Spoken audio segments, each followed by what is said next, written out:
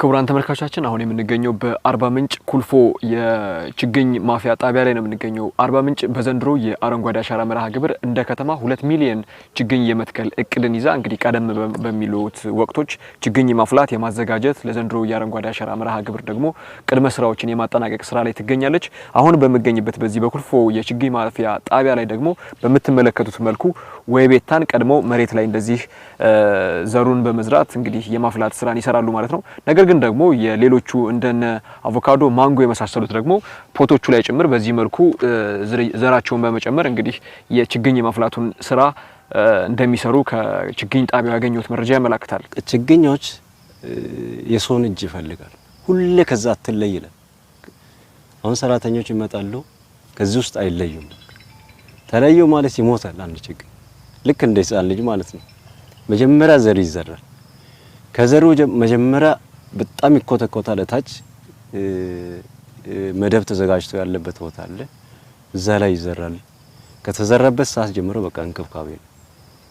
ቀስ በቀስና ከዛ ስታድግ እዛው ሲበቅል ወደዚህ ያመጣል። ወደ ፎት ያመጣሉ። ከዛ በኋላ አሁን ይሄ ከመጣ ወደ 1 ሳምንት ሆኗል። ከዛ ከመደብ ወደዚህኛው ማለት ነው። እና ከዚህ ሰዓት ጀምሮ በቃ እንክብካቤ አይለይ። አንድ ቀን ተለየ ማለት የሞታቸው ቻንስ በጣም እንትን ነው። በርካታ የከተማ ማህበረሰብ በሚገባ ጽሎት ሰጥቶ የተከላ መርሃ ግብሩን ያከናውናል። ትሬንድ ሆኗል፣ የተለመደ ተግባር ስለሆነ ማለት ነው። እንደ ከተማ ግብርና ደግሞ ለዚህ የሚያስፈልጉ ከችግኝ ዝግጅት ጀምሮ ከቦታ ዝግጅት ጀምሮ ያሉ ነገሮችን አጽንኦት ሰጥተን እየሰራን እንገኛለን።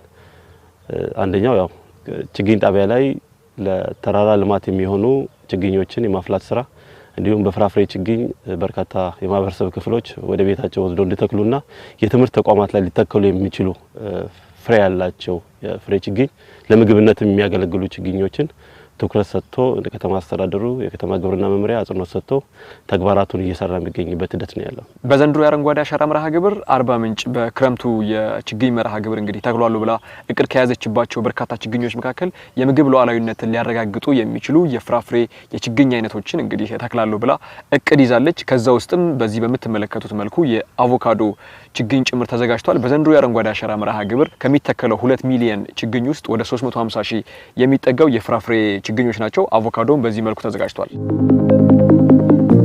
ባለፉት ጊዜያት በአረንጓዴ አሻራ መርሃ ግብር የተተከሉ ችግኞች የአርባ ምንጭን የአየር ንብረት የበለጠ በማሻሻልና ተመራጭ በማድረግ ሂደትም ሚናቸው ከፍተኛ ነው። የሚተከለው የችግኝ መጠን አንደኛ ከፍ ማለቱ፣ ሁለት ደግሞ የመጽደቅ መጠን የጽድቀት መጠን ስንመለከት የተሻለ የመጣበት ሂደት ነው ያለው ማለት ነው።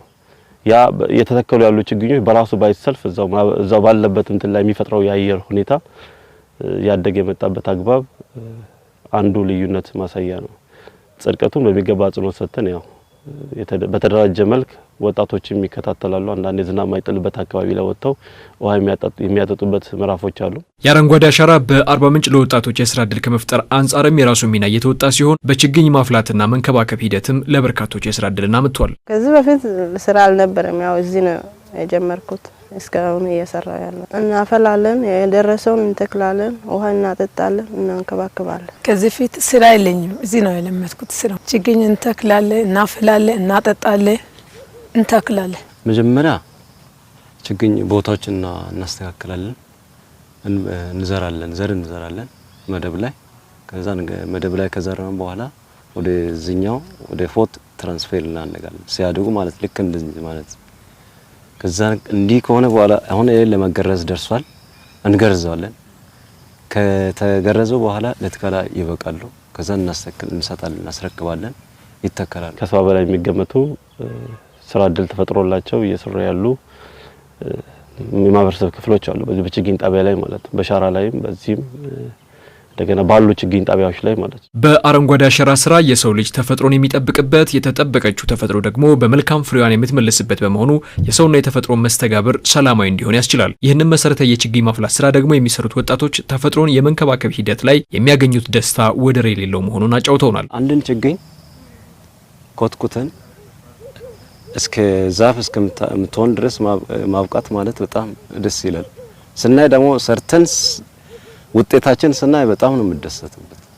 በጣም ደስ ይላል። ለምን ህፃን ልጅ አሁን እናሳድጋለን። ህፃን ልጅ ታሳድጋላችሁ። ያቺ ህፃን ስታድግ ልክ ሰው እናት አባት እንደምደሰቱ የለ እኛንም በጣም ደስ ይለናል እንደዚህ አይነት ስናበቃ